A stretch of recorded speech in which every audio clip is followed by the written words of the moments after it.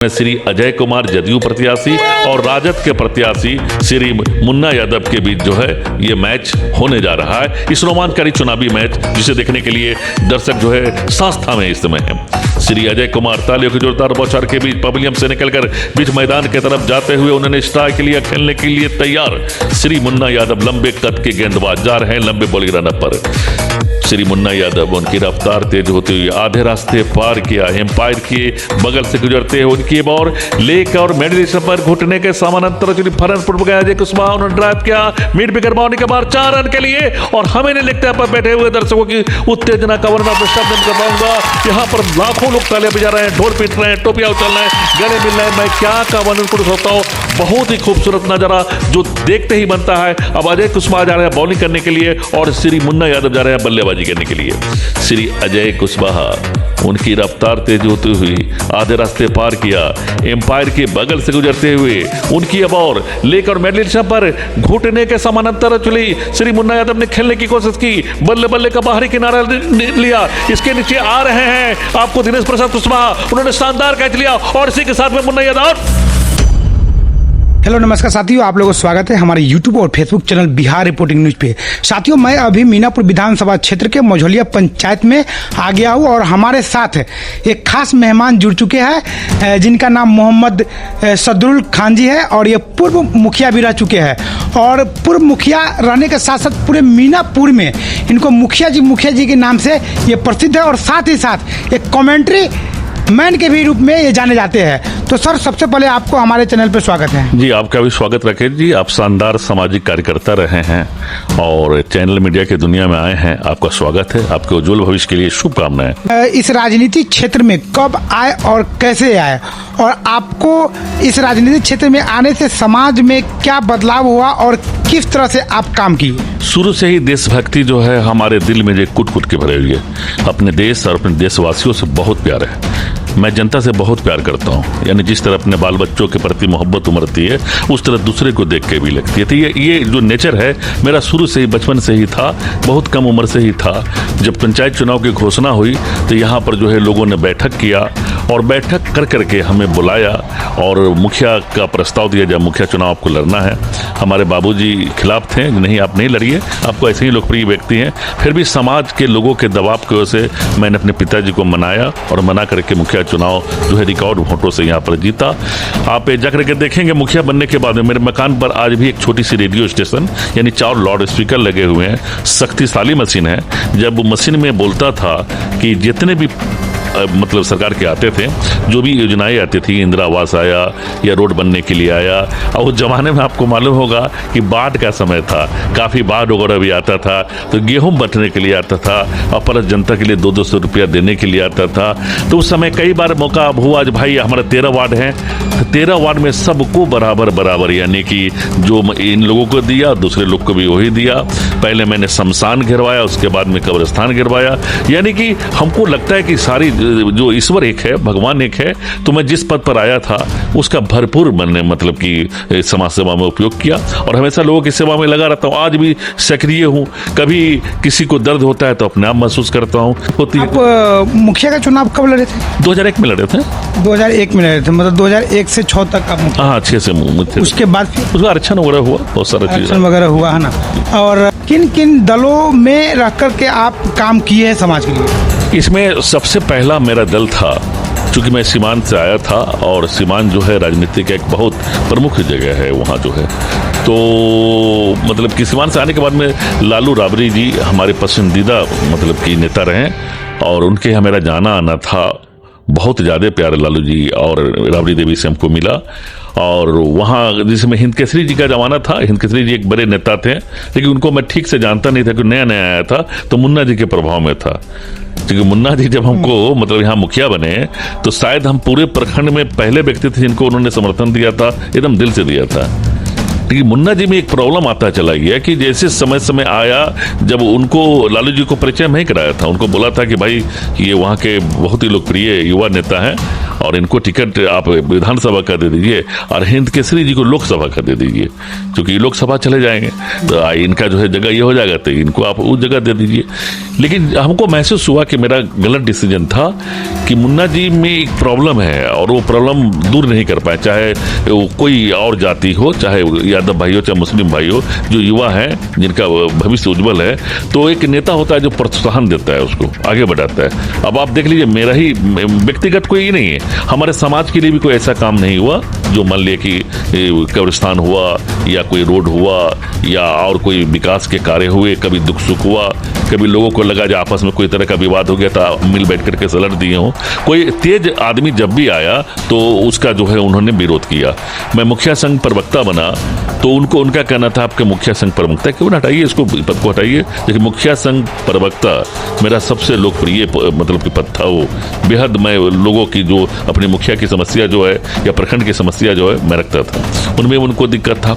देखा जो थोड़ा आवाज वगैरह जाने लगी स्टेज वगैरह पर, मतलब कि बोलने लगे तो उनको भी तकलीफ, जबकि मैं उनका प्रतिद्वंदी कहीं से भी नहीं हूँ। 2015 में लालू जी हमको जो है उनको सिंबल जब मिला था तो लालू जी सिंबल दिए और हमको बोले कि जाओ इनके साथ में जीत करके लाना है, वो सीट जो है उत्तरी बिहार में जाओ, बॉलिंग करो, क्योंकि क्रिकेट के नाम से ही मशहूर था, मेडल हम सबको उखाड़ करके आओ। यही दरवाजा था और वो आए, हमसे गले मिले। हमारे गांव के सभी लोगों ने कहा कि सदरुल और मुन्ना जिंदाबाद, बहुत प्यार से मतलब कि ये लगा यहाँ से मिल गया। मेरा मन बिल्कुल, चूंकि मैं सीधा आदमी हूँ, बहुत साफ सुथरा हो गया और साफ सुथरा होने के बाद मैं पूरा जी जान से मतलब लगना चाहता था। कल होके वो जो है गंज बाजार पर कार्यकर्ता सम्मेलन किए और कार्यकर्ता सम्मेलन में हमको मतलब छांट दिए, जबकि मैं जिस पार्टी के साथ भी रहा हूँ पूरी वफादारी के साथ रहा हूँ। हमको मन में तकलीफ हुआ तो मतलब कि हमसे एक मिसिंग ये हुआ कि हमने किसी लोग को बैठक उठक नहीं किया, युवा अवस्था थी, मैं जा करके नॉमिनेशन कर दिया निर्दलीय। नॉमिनेशन करने के बाद में अब प्रॉब्लम ये हुआ कि जितने मुस्लिम समुदाय थे उनका दबाव हम पर आया। हमारे एक इससे बड़ा बेटा है जो अभी सामने है, इससे बड़ा बेटा है, उनका भी कहना था नहीं मुन्ना चाचा ये हार जाएंगे, आप खड़े होइए, कुछ भी वोट काट दीजिए तो हार जाएंगे। घर में भी दवा हुआ। मेरी माँ थी, मुन्ना जी को बहुत मानती थी, वो मुन्ना जी शायद देखे या न देखे होंगे लेकिन बहुत मानती थी, तो उसका भी कहना था। तो उस समय मैं जिंदगी में पहला कुर्बानी मैं अपने दोस्त के लिए दिया। उस कुर्बानी को उन्होंने मुआवजा का नाम दिया, यानी उस कुर्बानी को जो लोग याद कर सकता है कि मैं अपने आप को नॉर्मल कर दिया। तब भी अजय कुशवाहा के बाद मेरा तीसरा नंबर था उस समय। मैंने घर में सो करके, मेरा गाड़ी प्रचार वाहन कुछ भी उनके समर्थन में मतलब कि समर्थन की वजह से नहीं निकल पाया। 2015 की बात बता 2015 की बात बता रहे हैं। अरे इतना चीज होने के बावजूद मतलब कि वो आदमी जो है मतलब कि हमने केवल ये सवाल किया कि आप बताइए कि आप 10 साल विधायक रहे हैं। वो हमसे कहे थे कि जब मैं विधायक बन गया हूं तो मैं ब्लॉक और थाने से भ्रष्टाचार को मिटा दूंगा। और यही बात मैं उनसे पूछ रहा था, आप बताइए विधायक जी कि आपने 10 सालों में थाना और ब्लॉक के भ्रष्टाचार को मिटा दिया क्या? उनका प्रभाव था, थाना और ब्लॉक किया, वो एक दबंग आदमी, उनका प्रभाव था। वो चाहते तो बिल्कुल मिटा सकते थे और पूरे बिहार में उनका नाम हो जाता, लेकिन उन्होंने ऐसा नहीं किया। आप कोई भी काम कराना चाहिए ब्लॉक के अंदर में, बिना 10 रुपया 50 रुपया 2000 1000 रुपया देने के बगैर काम नहीं होता है। और वो चाहते तो उनकी ये छवि थी कि उस जमाने में भी उनसे डरता था लोग, कर्मचारी या पदाधिकारी लोग। और आज तो विधायक थे और वो भी सत्ताधारी दल के विधायक इस बीच में 10 साल में भी रहे, यानी मुख्यमंत्री उनके, ये भी मुख्यमंत्री उनके बात सुनते हैं। तो चाहते तो बहुत कुछ कर सकते थे, उन्होंने नहीं किया। थाना को भी इसी तरह फ्री छोड़ दिया, ब्लॉक को उसी तरह फ्री छोड़ दिया। उसके बाद हमने ये पूछा कि आप ये बताइए कि आप, हम लोग आंख मूंद के मतदान करते हैं, आज भी मुस्लिम उनसे खिलाफ इसलिए है कि हमारे नौजवान अब बड़े हो गए हैं, 2 पीढ़ी तैयार हुई है, यानी कि जो 20 साल 22 साल 25 साल 30 साल और 40 साल के हुए हैं वो सब पढ़े लिखे हैं, एजुकेटेड हैं, आज अपना हक मांगना जानते हैं। अरे विधायकों में तो फंड होता है ना, जो विधायक लोग बनते हैं तो उसमें फंड होता है, विकास के लिए बहुत सारी पैसा आता है। तो वो चाहे तो अरबों रुपया खर्च सकते हैं, करोड़ रुपया मिलता है एक विधानसभा पर, चाहे तो योजना, बहुत सारी योजना भी मिलती है, योजना लेकर के काम कर सकते हैं, 13 आदमी है। लेकिन उनका ये हुआ कि हमने केवल सवाल किया कि हम लोग जो आंख मूंद के, हम लोग यानी मैं भी मतदान करता हूं उनका, मेरा बेटा भी था, मेरे समाज के लोग भी थे, जितना है समाज के लोग पूरे मुसलमान उनको मतदान करना चाहता है, लेकिन आपने कौन काम किया? इसी पर वो तिलमिला गए और उन्होंने कहा कि सदरुल जी आपके सारे लोग हमारे सपोर्ट में हैं, सारा कौम सपोर्ट में है, आप अकेले विरोध करते हैं।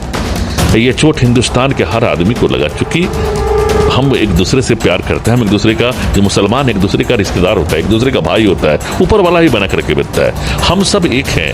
आप किसी को इस तरह से बेइज्जत कीजिएगा तो दिल में लगेगा। उसके बाद भी कुछ और शब्द उन्होंने बोल दिया, पूरे देश में गया, वीडियो वायरल हुआ, सब लोग मतलब कि उसमें मतलब कि उनका एक ने ऐसा नहीं बोलना चाहिए। 2015 में तो आप उनके खिलाफ आप निर्दलीय उतर गए। 2020 में आप किन के साथ थे? 2020 में भी वो पूछ-पाछ नहीं किए, ये नहीं है कि पूछ-पाछ किए थे, लेकिन मतदान उनको हम जाने दिए। वो खुद मतलब ब्लॉक के अंदर में जब झंडोत्तोलन था तो हजारों लोग के सामने इस बात को स्वीकार भी किए। उनके मत को मैंने कभी भी डिस्टर्ब नहीं किया।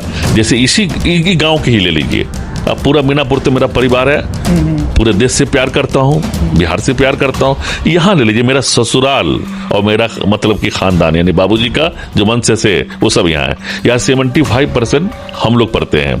लेकिन एक भी आदमी ये कहे कि किसी को हमने ये जाके नहीं कहा कि तुम इसको मतदान करो, उसको मतदान करो, उनके मतदान को मैं पूरा जाने दिया।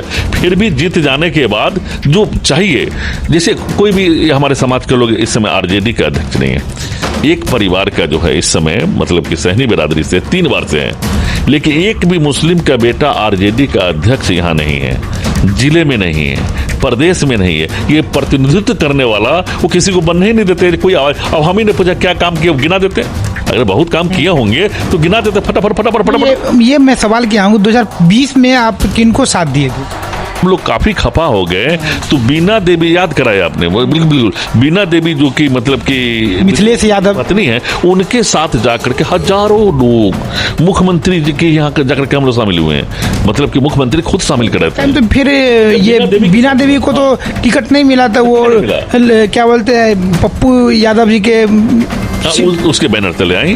तो चूर हम लोग बिना जी के साथ की मान सम्मान नहीं करते थे, इनका लंबा कार्यकाल रहा।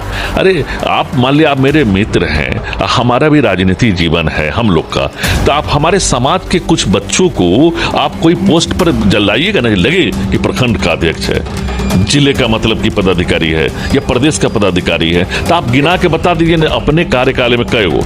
उसका फिर प्रमुख वाला मामला आ गया।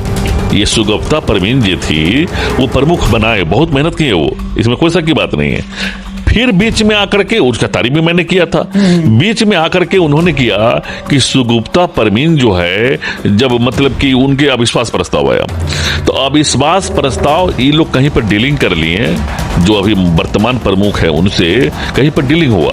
इनका ये था कि ये सुगुप्ता परवीन जो थी पहली बार अल्पसंख्यक समुदाय से एक बड़े पोस्ट पर आई थी, तो उस पर अविश्वास प्रस्ताव हो गया। इनकी सरोजनी जो इस समय है वो अभी भी कंटिन्यू है, तो आप आपस में रहस्यमय हो गया कि भाई आपकी सरोजनी कंटिन्यू है और उस पर अविश्वास प्रस्ताव हो गया। ये तो पूरे मुसलमानों के लिए काला दिन है।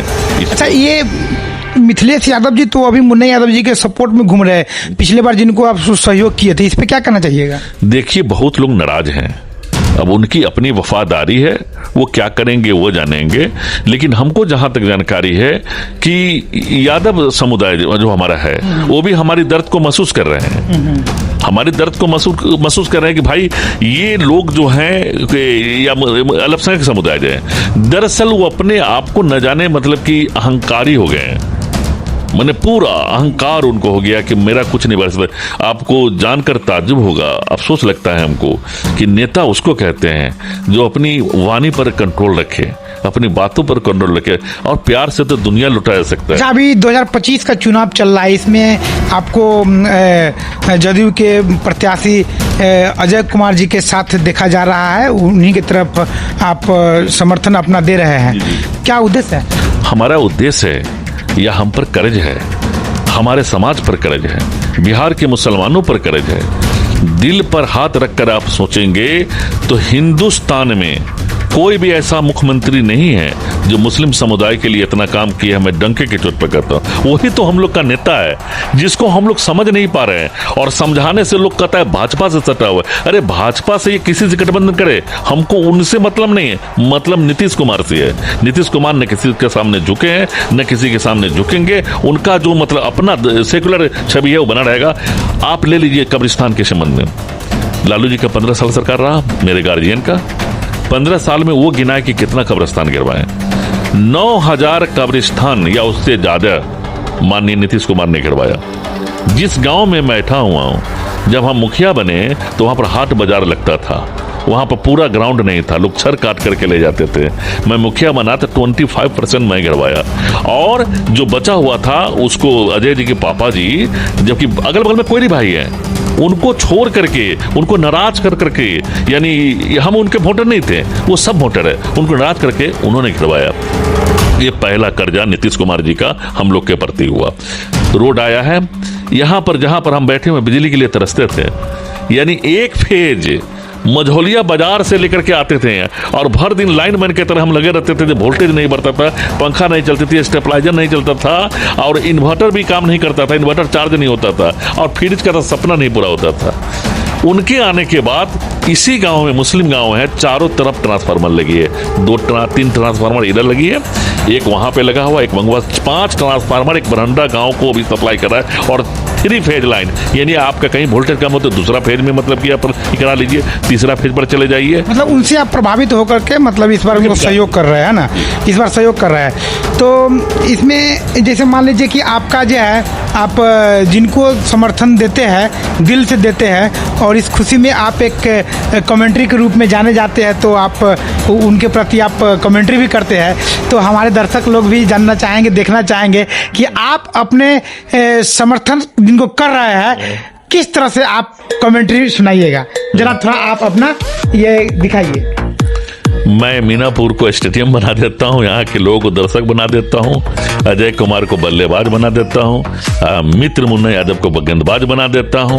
फिर देखिए मजा।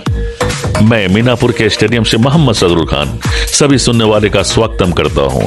यहां पर 3 लाख जनता इस मैच को अपना सांस थामे देख रही है। इस समय श्री अजय कुमार जदयू प्रत्याशी और राजद के प्रत्याशी श्री मुन्ना यादव के बीच जो है ये मैच होने जा रहा है। इस रोमांचकारी चुनावी मैच जिसे देखने के लिए दर्शक जो है सांस थामे इस समय है। श्री अजय कुमार तालियों की जोरदार बौछार के बीच पवेलियन से निकलकर बीच मैदान की तरफ जाते हुए उन्होंने स्ट्राइक लिया, खेलने के लिए तैयार। श्री मुन्ना यादव लंबे कद के गेंदबाज जा रहे हैं लंबे बॉलिंग रन पर। श्री मुन्ना यादव उनकी रफ्तार तेज होते हुए आधे रास्ते पार किया, एम्पायर के बगल से गुजरते हुए उनकी बॉल लेकर और मेडलिस्ट पर घुटने के समानांतर फरनपुर गया अजय कुशवाहा, उन्होंने ड्राइव किया मिड विकेट बाउंड्री के बाद 4 रन के लिए। और हमें नहीं लगता पर बैठे हुए दर्शकों की उत्तेजना का वर्णन अपने शब्द में कर पाऊंगा। यहाँ पर लाखों लोग तालियां बजा रहे हैं, ढोल पीट रहे हैं, टोपियां उछल रहे हैं, गले मिल रहे हैं। मैं क्या का वर्णन कर सकता हूँ, बहुत ही खूबसूरत नजारा जो देखते ही बनता है। अब अजय कुशवाहा जा रहे हैं बॉलिंग करने के लिए और श्री मुन्ना यादव जा रहे हैं बल्लेबाजी करने के लिए।